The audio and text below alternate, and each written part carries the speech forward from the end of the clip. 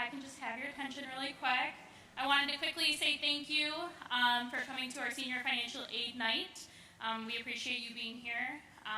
My name is Megan Henry. I'm the new assistant principal at Athens, and I'm in charge of the senior class this year. So I just wanted to take a second to say hello. If you need anything, our admin team and our counselors are here to help as well. With that, I'm going to hand it off to Mr. Monaco. Hello. My name is Mike Monaco, one of the assistant principals here, and this year I'm going to be overseeing graduation commencements. This question might come up later. Right now we do not have a date targeted, but as soon as we do, I will communicate it through Schoology as soon as possible. So tonight on the agenda, we're going to have Tim Hollingsworth from Jostens speak to you guys. We have Carrie Gilchrist from Oakland. And then we also will have an all else with our counselor, Abby Lewis, after Tim and Carrie present. So without further ado, Tim.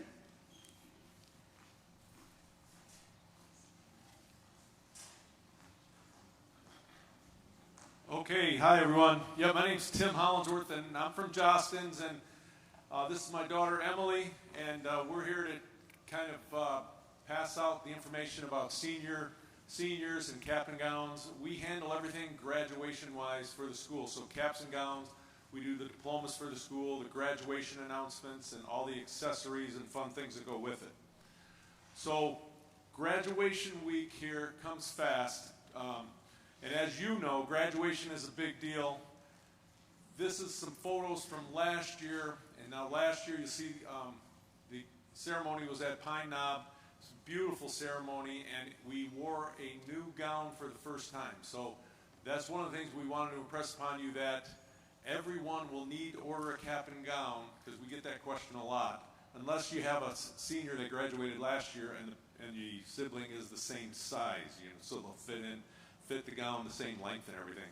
So make sure you order a cap and gown. If you don't do anything else, make sure you get that done. And order week is going to be,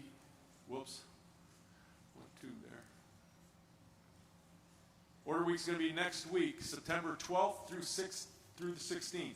So one of the things that we learned from last year and last couple of years is parents really appreciate the opportunity to just do this online. You don't have to give an order form to your senior with your credit card number on it and have them hope that they turn it in at school, or even worse, give them some cash and then hope that they turn that in at school. So we're asking September 12th through the 16th.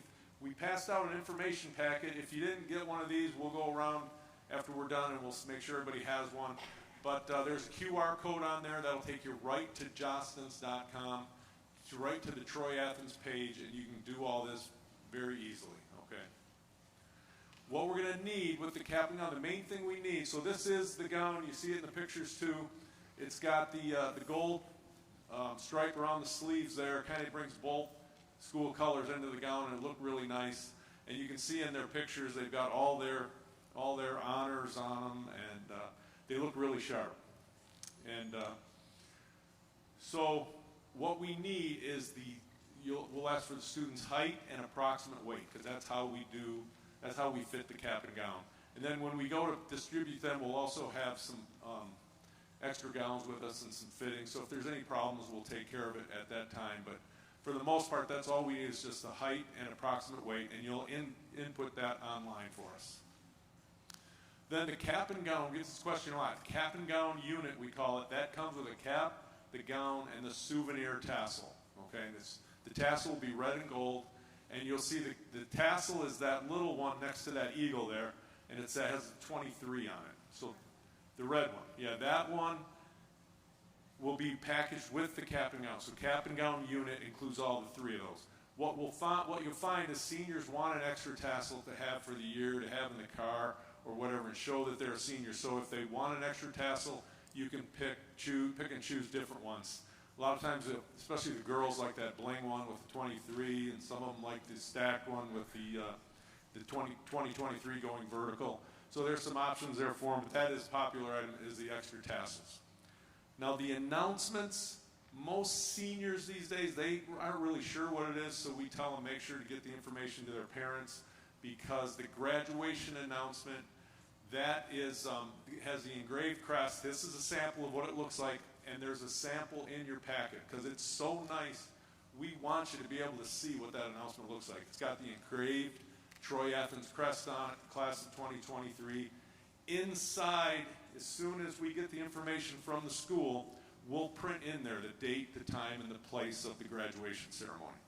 And then you can put things like the photo cards or the graduation party information, senior pictures. You can place all that stuff inside the announcement. And again, it's an announcement. It's not an invitation. It's just announcing. The tradition is you announce to friends and family and send them a graduation. Now, you've probably gotten hundreds in the mail over the years. Okay, so that's what we're also going to be ordering. And this is kind of a little video on how the system works. The name card goes inside there. You put the return address label on the outside, envelopes, seals to seal the envelope. So you'll see all that stuff online when you go to order. Most of that, all that stuff comes in the packages too that you'll see. And our most popular package is the Red Hawk package. I don't have a slide on that, but that includes all of the announcements and return address labels and envelope seals, and then some of the clothing for the seniors, and the cap and gown in that package is no charge. Thank you notes you'll see on there too. They'll be in the packages, or you can order them individually. Then the senior gear is what the kids like. They like the t-shirts and the beanies and the sweatshirts and the sweatpants and all the different products we have available for them.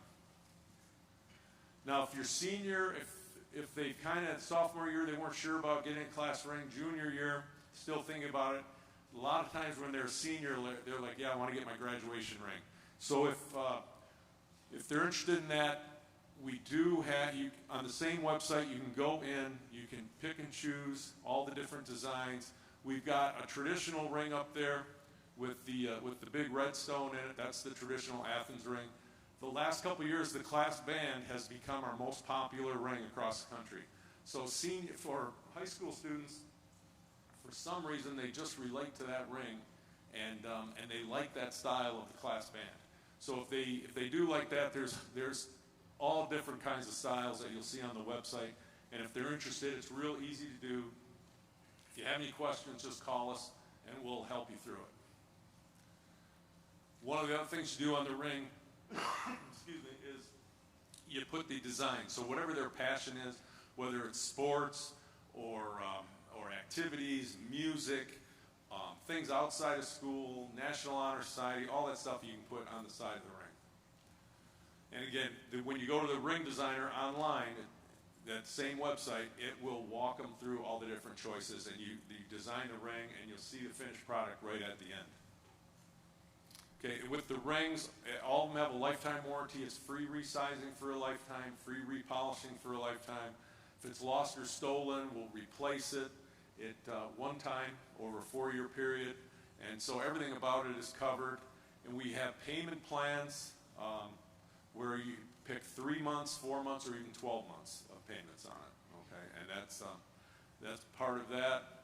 There's also, this will all be in your packet too, but there's a code there. If you do order a ring, you put in senior gift 40, and it'll deduct $40 off the ring on most of the ring styles. Okay, so the QR code is on the packet, so if you're going to order on your phone, you can just scan the QR code and it'll take you right to it. If you go online to jostens.com, you just put in Troy Athens under the search bar for schools, and it'll just bring up the Troy Athens page. Okay? So we're asking all the orders to come in next week. If for some reason you can't get it in next week, we will extend it. You know, there's no like drop, this is the deadline, we got to have it in. But this is like, we call it senior order week. The seniors are thinking about it. And it's just one of those things, you know, at some point you got to sit down and get it done. So we just ask for it to get done early, especially these last couple of years, to avoid any problems at the end of the year when we have things shipping and who knows what shortages are and things like that. So we get them done early so that way we avoid any problems. So I know there's a lot of information we're throwing at you fairly quickly here. Does anyone have any questions on anything? Yes. What's your estimated time of delivery on gear? Oh, that's a great question. The estimated time on delivery for the gear. So I'll walk through everything for you. So the cap and gown, you order that gets delivered in the spring. The graduation announcements, all the paper products, we get that together, we print them all, that gets delivered in the spring because you don't need that ahead of time. All the gear, the tassels, all that stuff, we mail it to your home and it takes 2 to 3 weeks. But at this time of year, probably closer to 2 weeks. We get it out pretty quickly. And that gives them the whole year to have the gear and wear it and get the most out of it. Yes? The school provides. Oh, yes. So if your child, you know, an honor student, things like that, all the different clubs and whatever those awards are for, the school is in charge of that. So, yeah, they don't get that from us. So you don't worry about ordering the honor cords and all the stoles and everything. Those honors come at the end of the year from the school. Okay, cap, gown, and tassel is $35. You'll see that on the website. Some of the packages, it's included at no charge. And some of the packages, there's 6 packages there, and they all have a cap and gown included in it, cap and gown unit with the tassel. Okay? Thanks so much for your attention. Oh, yeah. Delivery date for the rings? Delivery date for the rings takes about 6 weeks to get the rings in. Yep. And then if you order online, it's paid in full. We ship it right to your home for you. And there's a ring sizer app on the website. But if you need a ring size, you can call us and we can come out and we can mail you a ring sizer. Yeah. Okay. Thanks so much for your attention. Any other questions? All our information, our email and everything is on the brochure. Just give us a call. We're here to help you through this. It's, you know, especially if this is your first one, can be an emotional experience. You know, it seems like just yesterday you were putting them on the first grade bus, and here we are. So, congratulations, you've almost made it, and we'll see you in spring. Okay, thanks.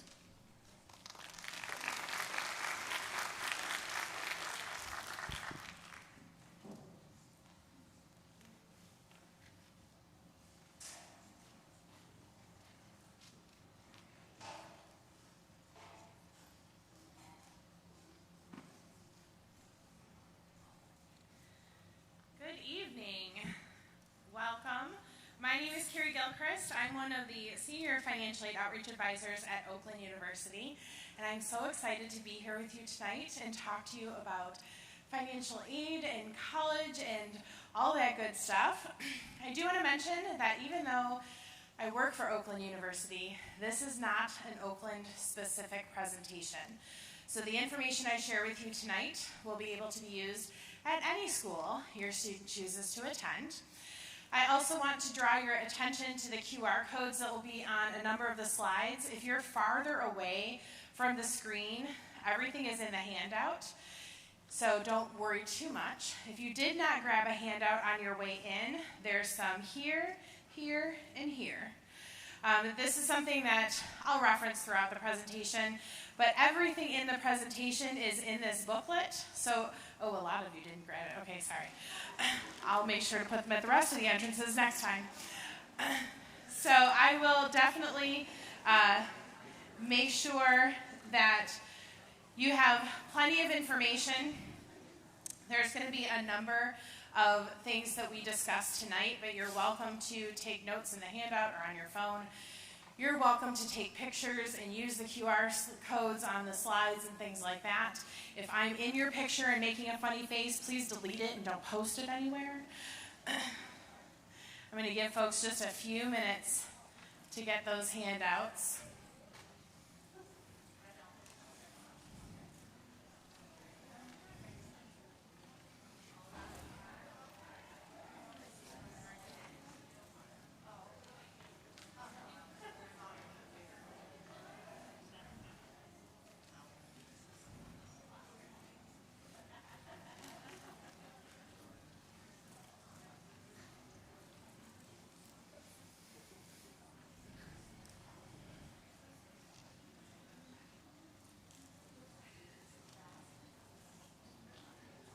And there's some, if we were running out at this one, there's some at the next 2 entrances as well.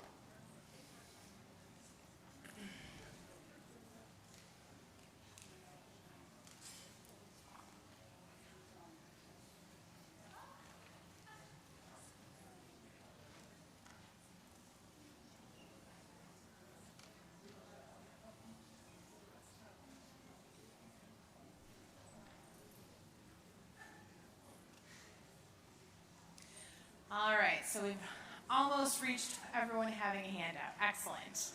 So tonight we're going to talk about the elements of financial aid, kind of what's included in that umbrella term. I'll also talk about the free application for federal student aid, commonly known as the FAFSA. How many of you have heard of the FAFSA before right this very second? Excellent. I'm so glad to see that. How many of you are afraid of the FAFSA? All right, almost just as many of you. Okay. I promise after tonight you will feel more comfortable and excited about the process than maybe you do right now.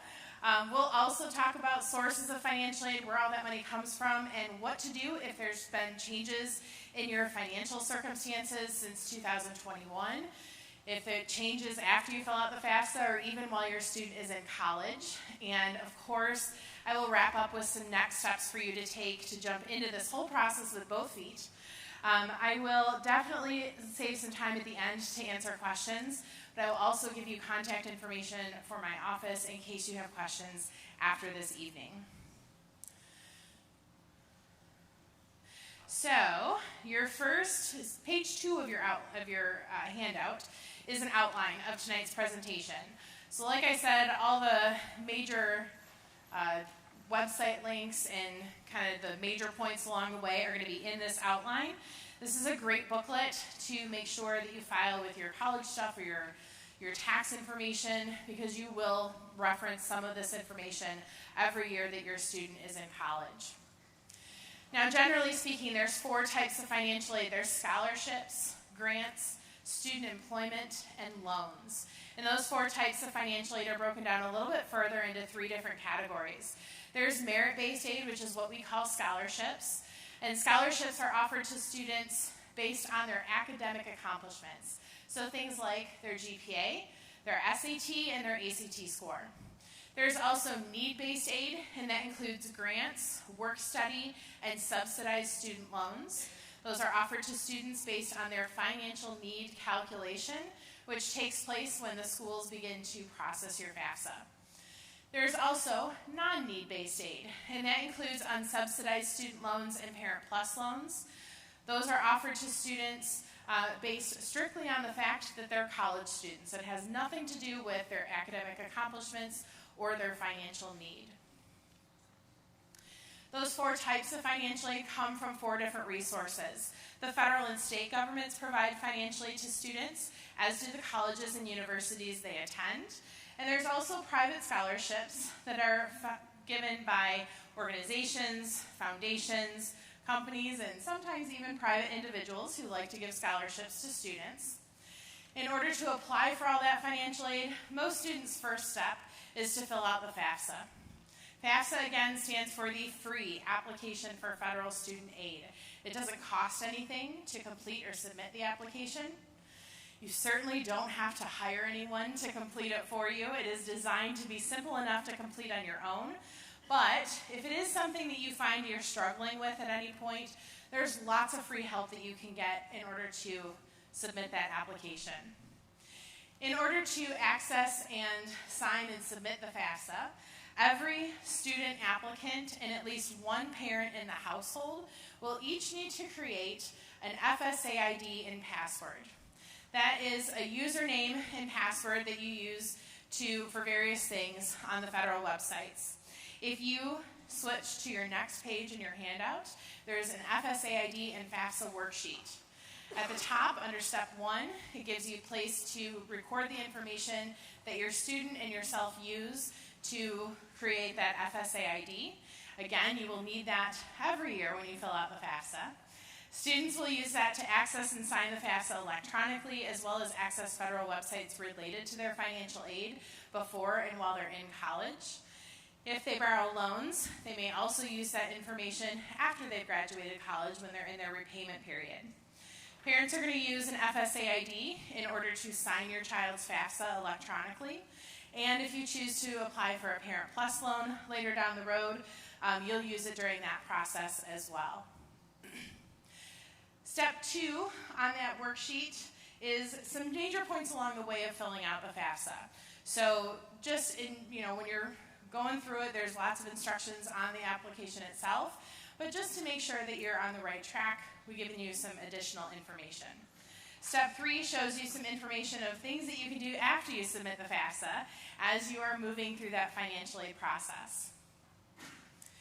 Now, students should begin filling out their first FAFSA October 1st of their senior year of high school.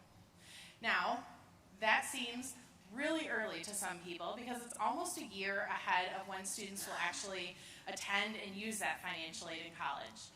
The reason we tell students to fill it out so far in advance is because some financial aid is offered on a first-come, first-served basis. So the earlier a student can fill out a FAFSA, the bigger and better their financial aid package can be. And October 1st is the first date they'll be able to access that application. That's going to be an annual process, and so part of the reason I recommend that electronic version, because there is a paper version available, I don't recommend you use it, is because the electronic version is so much faster. It takes about 20 to 30 minutes to complete for first-time users, shorter every year after that.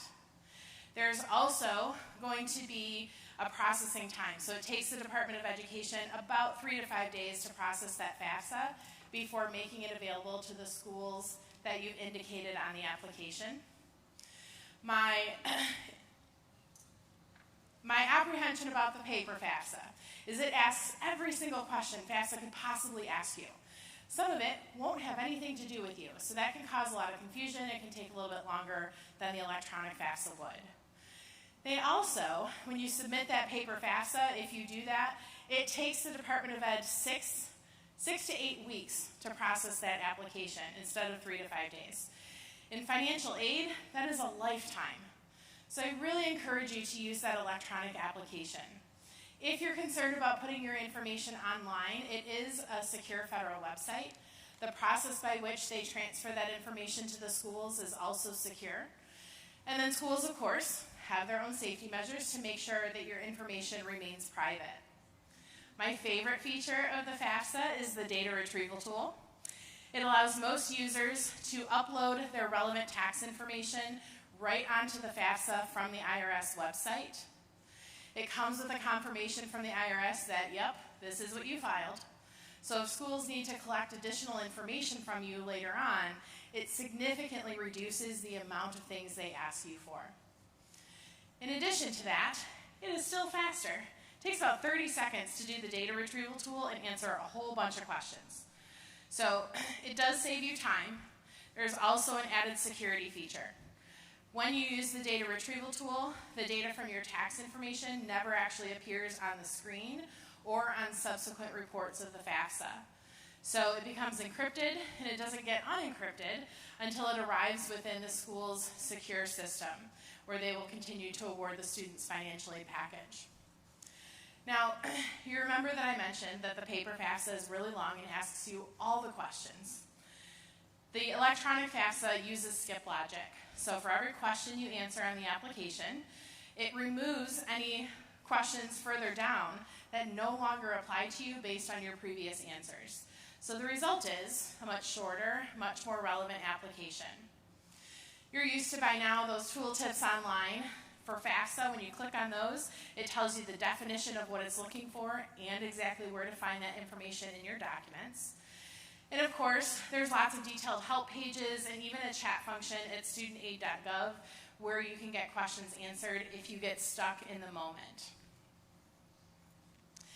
When a student fills out their FAFSA application, they will be required to provide parent information from the household unless they are considered an independent student.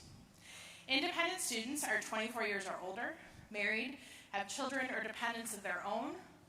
They could be veterans of the armed forces, orphans or ward of the court, in a legal guardianship, have been in foster care, an emancipated minor. They could be considered at risk for homelessness or considered an unaccompanied youth. Those students will only provide their own information on the FAFSA. If that doesn't apply to the student you're here representing tonight, that means that they're going to be considered dependent students, and parent information will be required. Parent information includes parents in the household who are biological parents, step parents, or adoptive parents. Now, if you live in a divorced or a separated household, FAFSA only collects one household's information on the application. So how do you figure out who that is? Well, their primary way they determine that is who provides where the student lives 51% or more of the time. Now, if in reality your custody arrangement means that they spend an equal time at each household, right down to that half a day in the middle of the year, then they go to a secondary consideration, which is who provides 51% or more of the financial support.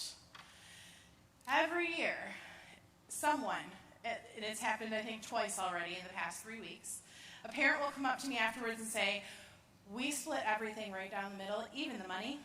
And I say, no you don't. Somebody always spends $1 more, at least. Unfortunately, you may have to sit down and figure out who that is if you need to figure out who you're reporting on the FAFSA.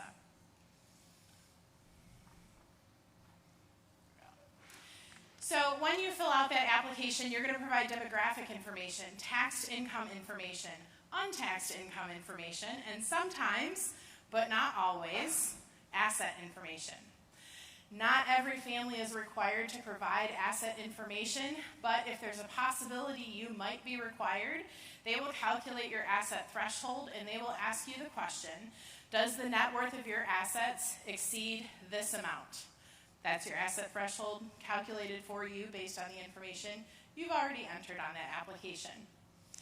If the net worth of your assets does not exceed that amount, you're going to say no and move on with the application.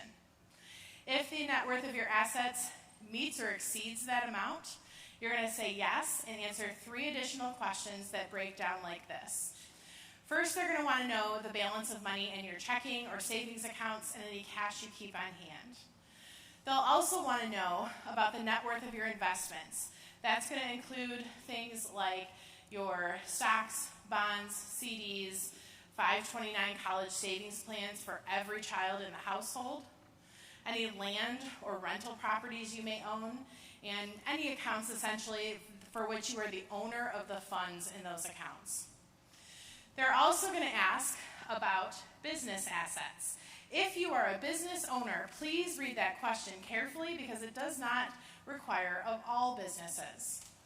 But if you're required to provide business asset information, they want to know the net worth of any buildings, equipment, or supplies that are owned by that company. If you have to provide assets, it is equally important to understand what is not included in that section, because I don't want you to over-report that information. So, assets do not include the house you live in, the cars you drive, any retirement accounts, and any accounts for which you are simply the custodian of the funds in those accounts. Now, there's 2 things that happen when you submit that FAFSA. The first is the expected family contribution is calculated. And the expected family contribution, by definition, is the amount the federal government thinks your family can reasonably contribute towards your students' educational expenses. I will be the first one to tell you that you may not consider that to be the most reasonable number you've ever seen. And that's okay. Colleges and universities don't really use it in the way you might anticipate. It has nothing to do with how much financial aid a student can get. It has everything to do with helping us figure out what kind of financial aid is going to make up that student's award offer. Now, it is worth mentioning, even though it won't affect your students in their first year of college, come the second year in college, the Department of Education is going to switch from the expected family contribution to the student aid index. It's a vocabulary change and a slight formula change for determining a student's access to financial aid. So just don't be surprised when that comes around. Now, the second thing to happen is a student aid report is developed, and it is emailed to the student applicant only. If you are a family who is walking through these processes together, which I highly recommend, you as a parent will not get that email. Your student will get it. So it might behoove you to enter in an alarm or a reminder or a calendar event on your phone to ask your student a week after you submit the FAFSA, hey, did you get an email? That student aid report is going to contain a list of all the questions and the answers that you provided on the application. It is the perfect time to make sure that what you intended to tell FAFSA is actually what you told FAFSA. Perhaps from personal experience, I'm not admitting anything, if you're trying to hurry up and get the FAFSA done and you're going a little too fast, you might make a mistake. You might accidentally, for example, enter a 0 after your household size, and now there's 40 people in your house instead of 4. Let me tell you, that messes up a student's financial aid package. So you want to check for those kinds of mistakes, and if there is an error, it's not a big deal. All you do is log back into the FAFSA, correct that error, and resubmit it. The schools will get that correction and be able to void any kind of errors that were made in the student's financial aid package. Now, while all that is going on with you and the beloved FAFSA, colleges and universities are making their own preparation for students' financial aid packages. We're calculating what's called our estimated cost of attendance. And the cost of attendance represents to you the maximum amount of financial aid a student can get in an academic year at a particular school. Every single school has a different cost of attendance, but the way that we arrive at that number is all the same method. So we take that an estimate of a student's billable charges, things the school will bill the student for directly, like tuition, room and board if they choose to live on campus, mandatory fees if the school charges such a thing. We also take into consideration a student's non-billable expenses, things that we won't bill them for directly, but they likely still have to pay for as college students. So living off campus or at home, buying books, transportation, sometimes living expenses, right? If you live in Southeast Michigan right now and you go to a school in Southeast Michigan, your living expenses are going to be the same as they are right now. If your student decides to go to Northern Michigan, up in the UP, where I am convinced it is cold and snowing all the time, they might need taller winter boots, a heavier winter jacket, a dog sled team to get to and from class. You never know. So if your student goes somewhere down south, they're not going to need all that winter gear. Their living expenses can change depending on where they choose to attend. So we're going to take that into consideration when we're trying to figure out what kind of financial aid a student is eligible for. So, did I hit something, Gino? No? Oh, okay. So, now that we know how much financial aid a student is eligible for, now we need to figure out what kind of aid is going to be in their package. So we take our cost of attendance, we take that EFC that FAFSA calculates, and that tells us the student's financial need. Financial need is the amount of need-based aid a student can receive relative to their merit-based aid within their total financial aid package. What the heck does that mean, right? I like to explain it as if you picture a big 5-gallon bucket from the hardware store, we're trying to fill it up with money for you. There's a fill line on that bucket for every student. Up to that fill line, we can pour in all their merit-based and their need-based aid. So scholarships, grants, subsidized loans, work study, just up to that fill line. But remember, our goal is to fill up the whole bucket. So past that fill line, to the very top of the bucket, we pour in all of their non-need-based aid. So their unsubsidized student loans and Parent Plus loans. Once that bucket is as full as we can possibly make it, we're going to send a student their award notification.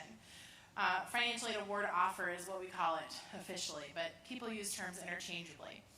So typically for students who fill out their FAFSA in October, they can begin to expect to receive those award offers typically in middle of December to early January, and then continuously as they are admitted into colleges.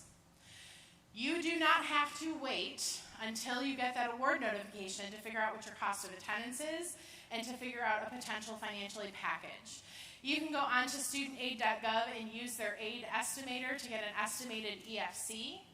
You use that to go onto any college or university's website and use their net price calculator.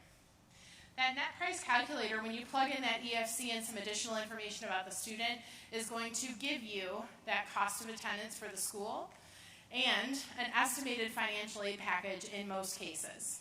Now, it is an estimate, so be prepared that it could change depending on actual information that the school receives.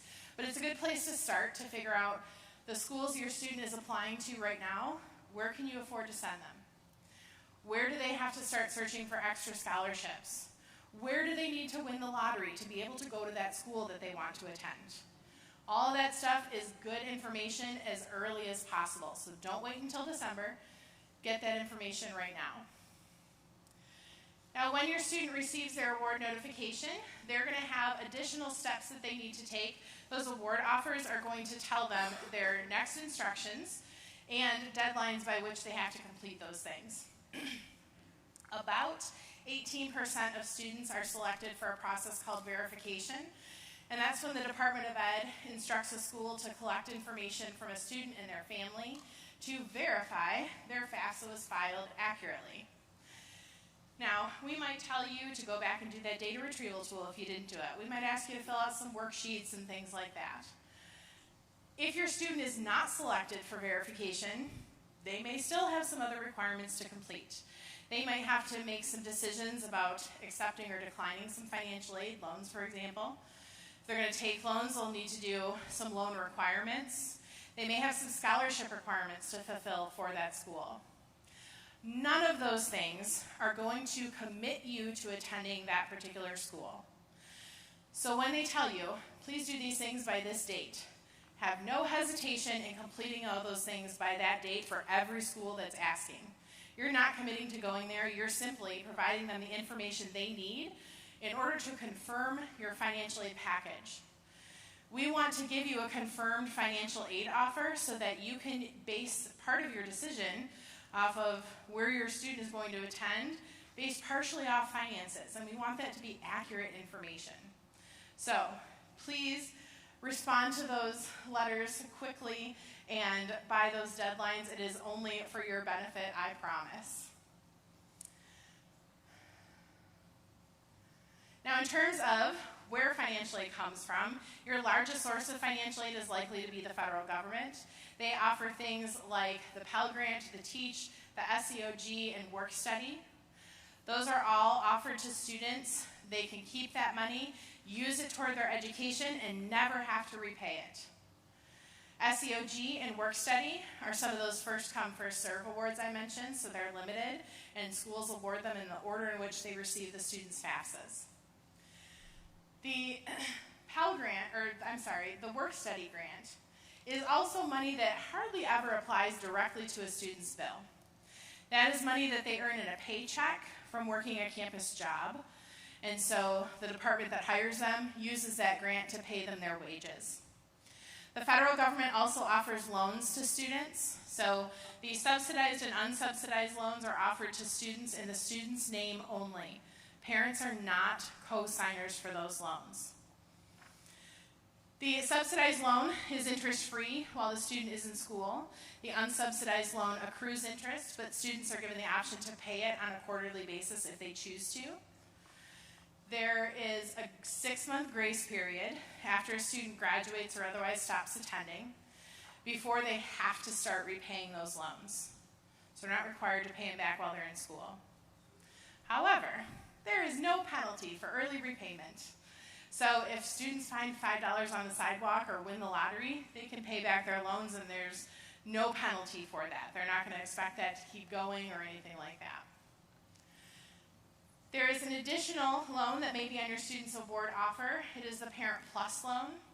And the Parent Plus loan is a federal loan for parents to borrow in your own name to supplement your student's financial aid offer if you choose to do that. The Parent Plus loan is a credit-worthy loan. You have to apply for it separately from the FAFSA, and if you're approved and you want to use it, you can absolutely do that. If you are denied for that loan, your student gets an additional amount of an unsubsidized loan in their own name, which is sometimes a better option than going to a bank or a private lender directly for them. That's usually a more expensive option. The state of Michigan is also a provider of financial aid to students. The FAFSA is required for every single state award that exists. Students have a deadline for the state to be eligible for that state aid, and that is to have their FAFSA filed no later than March 1st of their senior year. Please don't wait that long. Please fill it out in October.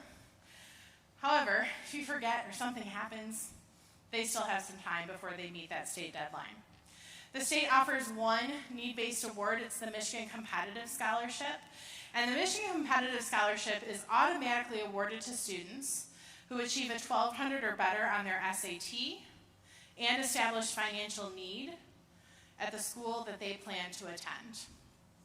Every other state award that exists requires an additional application beyond the FAFSA.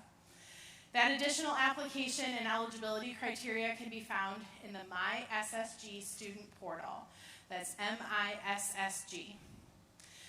The MySSG student portal cannot be created until after the student's first FAFSA has been processed. So you'll recall when I mentioned the student aid report, that they get it after that FAFSA has been processed, that notification email. That's when that should ring a bell that they need to go create that MySSG student portal. Unfortunately, there is nothing on that student aid report that will tell them to go do it. So they need to remember, they need to put a reminder in their phone again a week after the FAFSA is submitted to maybe go and create that account so that they can make sure to maximize their financial aid. Now, some students are going to have maybe a MET or an MESP or another type of 529 college savings plan. I want to reassure you that that is not part of their financial aid package. We're not decreasing or discounting any of their financial aid awards because they have saved for college. That is your own personal savings. We want to encourage that.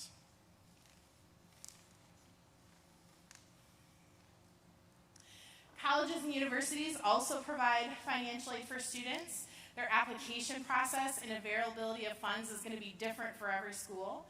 As students are going through and applying for admission, it's a good idea if they're keeping track of it in a notebook or a spreadsheet to add some additional columns and make sure that they know how that school awards their institutional aid, if there's a deadline date, if there's an application, if they need letters of reference, if those awards are renewable for the 4 years or 5 years or however long they're going to be there, if they're only for the first year.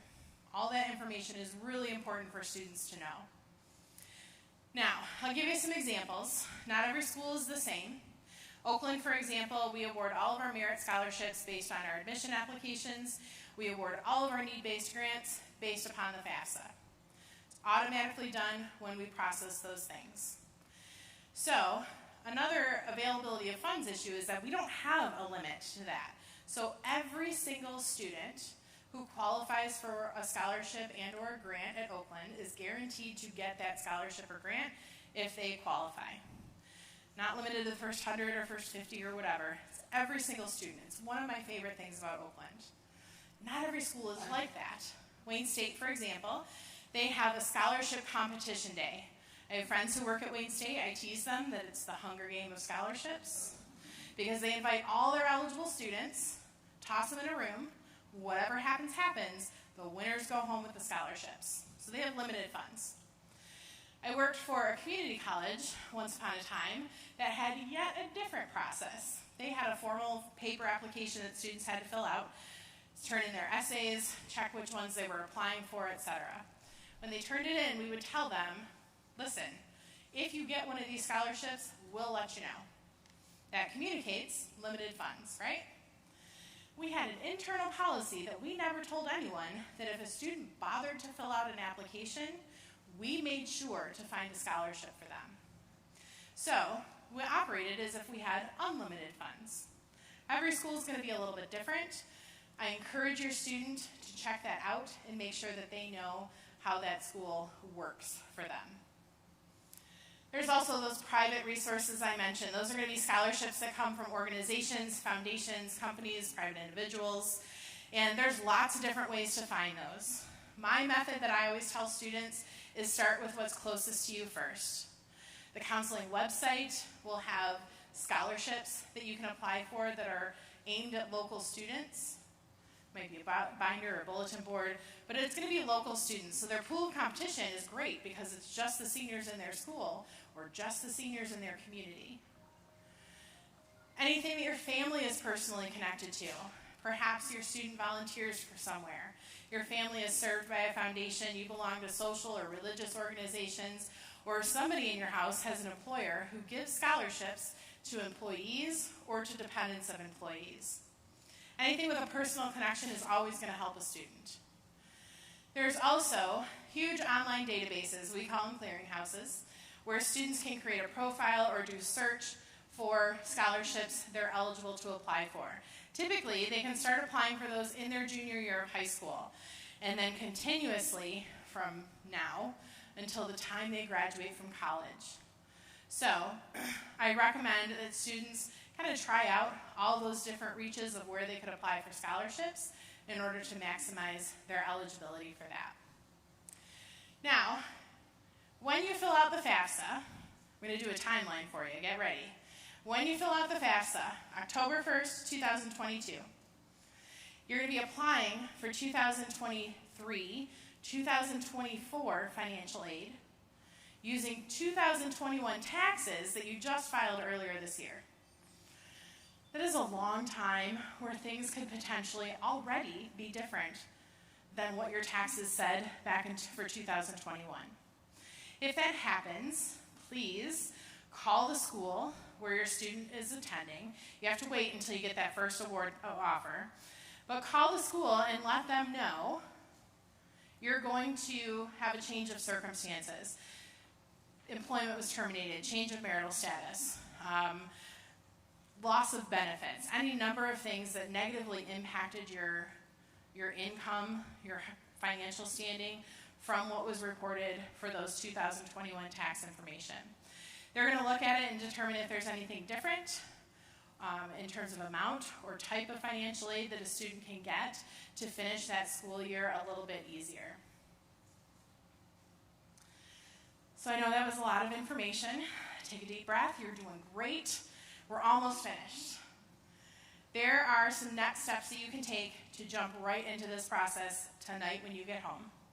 You can go onto studentaid.gov, and both you and your child can create that FSA ID. Each one of you needs one. The student needs one, and the parent needs one. If you as a parent already have an older student who's a college student, you already have an FSA ID, you do not need to create another one. If you yourself are a college student, you do not need to create another one. Just one per person. You can continue to get financial aid help from Oakland. We have a number of different things that you can access. So on our website, oakland.edu/financial services, we have 3 different tabs that I think you'll find very helpful. The first is the financial aid information session tab. There are live webinars, a lot this month, but at least once a month throughout the school year, where I provide this exact same presentation. It's shorter, I cut out the jokes, it's not as fun as the in-person one. But it's there, right? Beginning October 1st, there will also be a recorded version, but it's being updated right now and made ADA compliant, so I have to wait to post it onto our website until that process is finished. But then you'll be able to go on at like 3 o'clock in the morning when you can't sleep and watch this and be instantly asleep.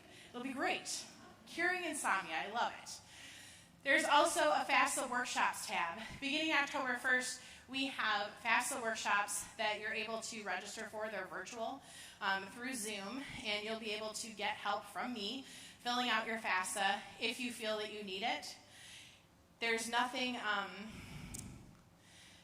like interactive required with it.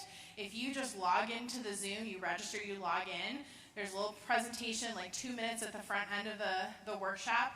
Then I let you work at your own pace. You can submit questions in the chat. You can request a breakout room to share your screen with only me so no one else can see or hear your information. But sometimes people feel more comfortable if they're just in the same virtual room with somebody who they know can answer their questions. Happy to be that person for you. Third tab is we just changed the name yesterday, Financial Aid Award Offer Evaluation. It's a long word to say you get an award letter evaluation. So in your handout, the next page over from that FSAID and FAFSA worksheet is an award letter evaluation worksheet. That document will help you compare and contrast and get the bottom line for every single school that your student is considering. Not every award notification comes in the same format, uses the same language, so sometimes it can feel a little bit like comparing apples to grapefruit. This helps you put everything in apples to apples. The worksheet is also on that tab. It will do the math for you if you use the one on the website. I love that part. If your student is interested in Oakland, we do also offer an Understanding Your Award offer for Oakland workshop, and we post those dates there as well. So, all of those events are open to the public. You don't have to be interested in Oakland, planning to apply to Oakland. You don't have to like me even, although it will make the workshop a little bit more awkward. But if you want help with your financial aid, please utilize it. That is what we are there for. In addition to that, you can use that federal aid estimator and the net price calculator to get that estimated cost of attendance and that information about the estimated award potentially. That's really useful.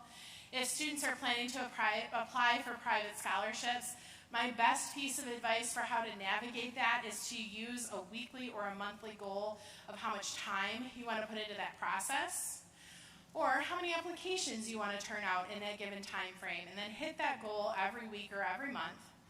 That increases the number of applications that you turn out, which increases the probability that you actually get selected for some of those.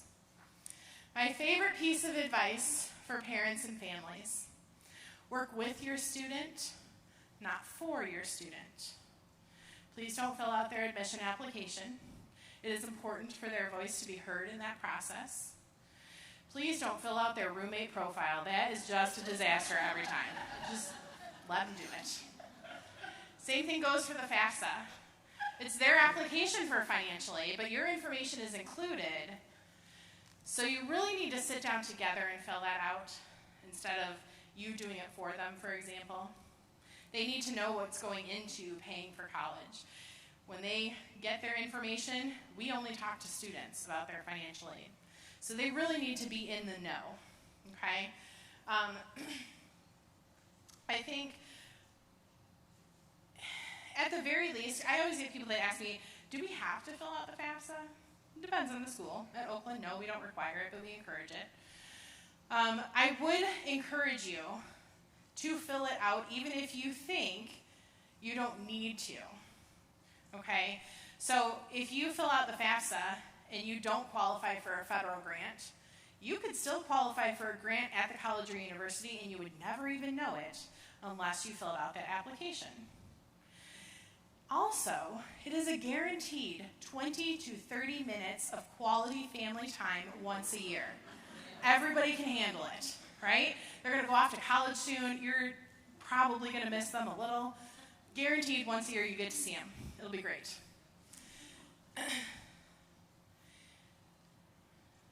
If you have questions after tonight, the high school counselors, they know everything.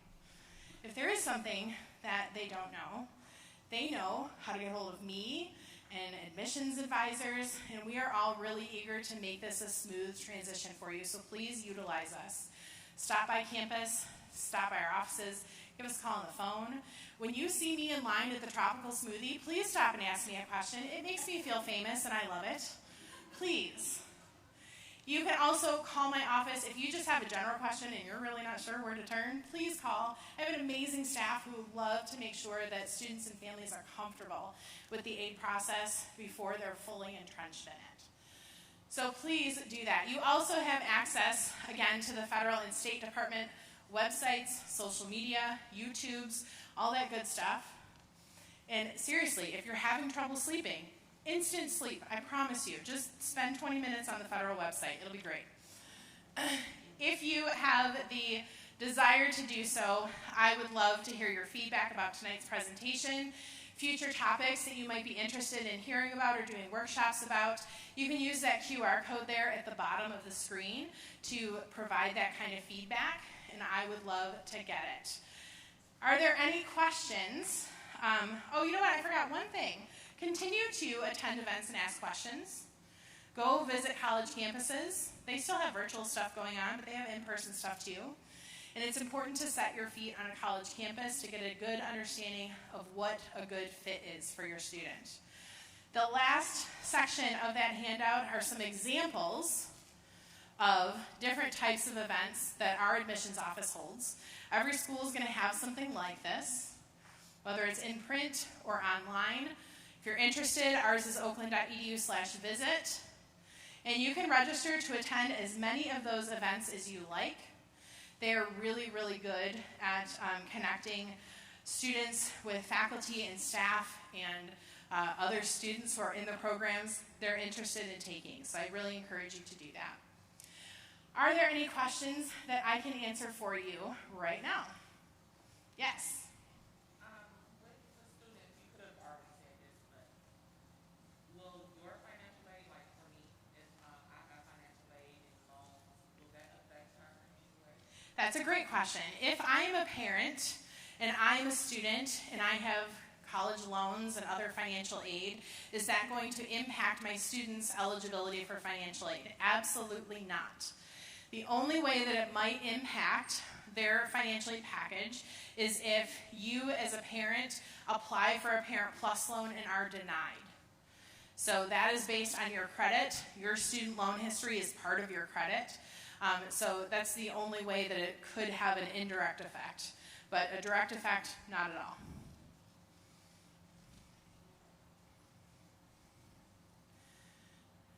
Any other questions? Sorry, it's dark in here. You said that we should do this every year. Yes.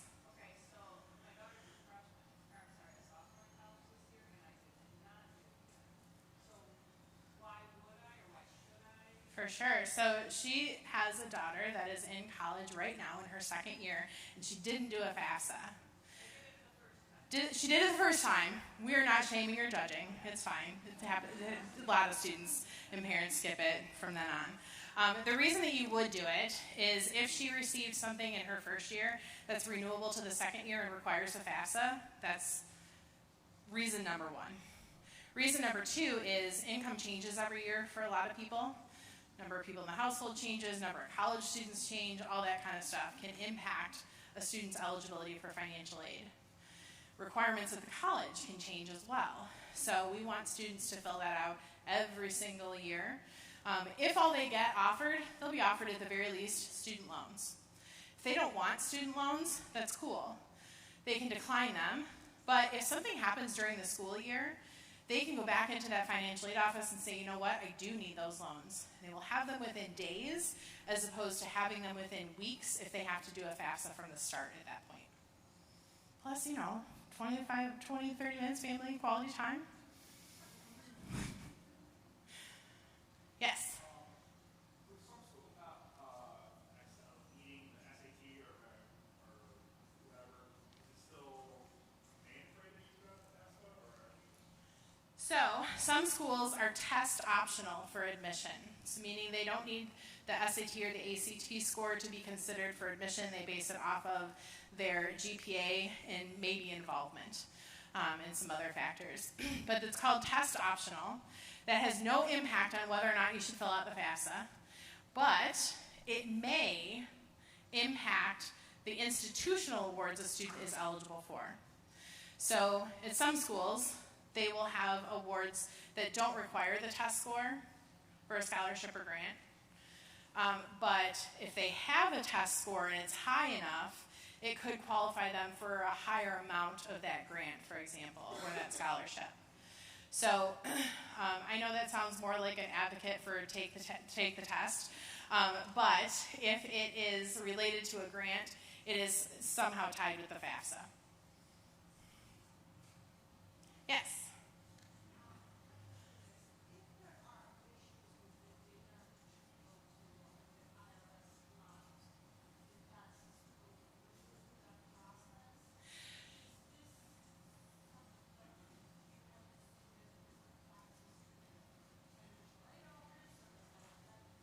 That's a great question.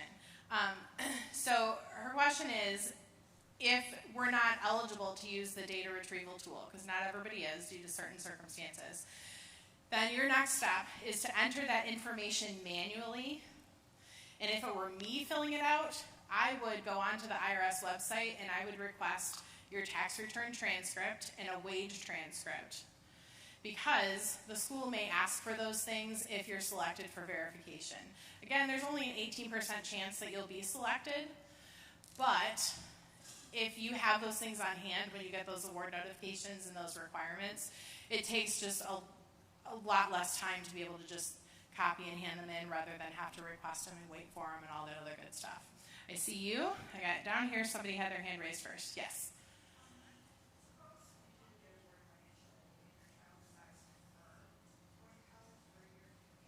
Yep.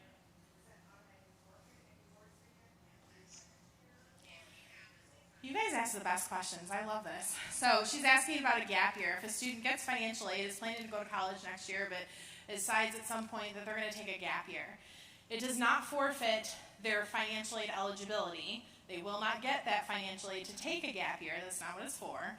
But after they take a gap year, the following year when they go and enter into college, they'll still be considered incoming freshmen for scholarship and grant eligibility, and they would just fill out the FAFSA that October before and get financial aid for the year that they do decide to start.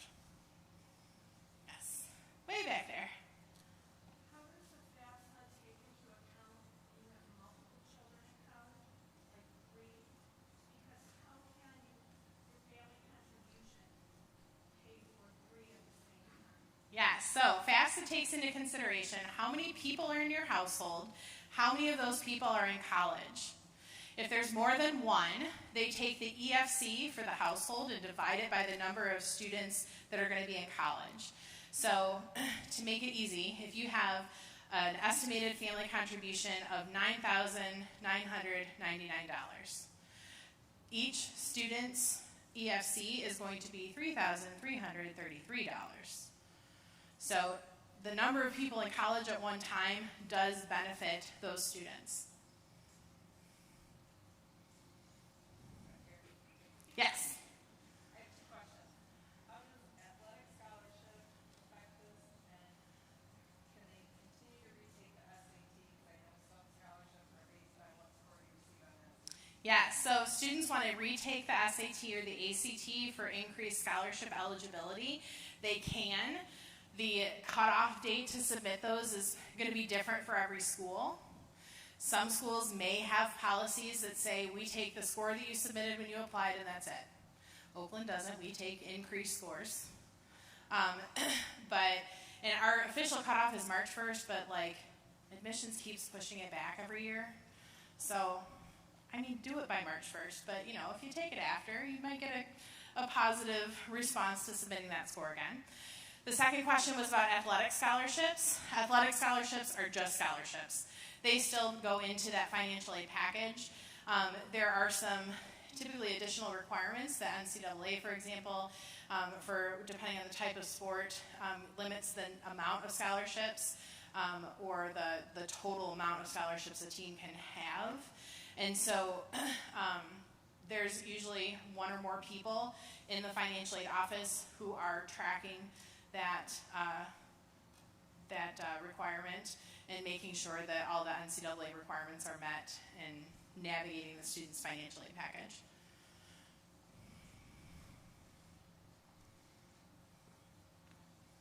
I think that's it. You guys asked some great questions. Thank you for being patient and sitting here with us for so long. Thank you so much for having me tonight. I am going to hand it over to Abby. I think she's got a few more things for you. But I really appreciated talking with you tonight. Have a wonderful rest of your evening.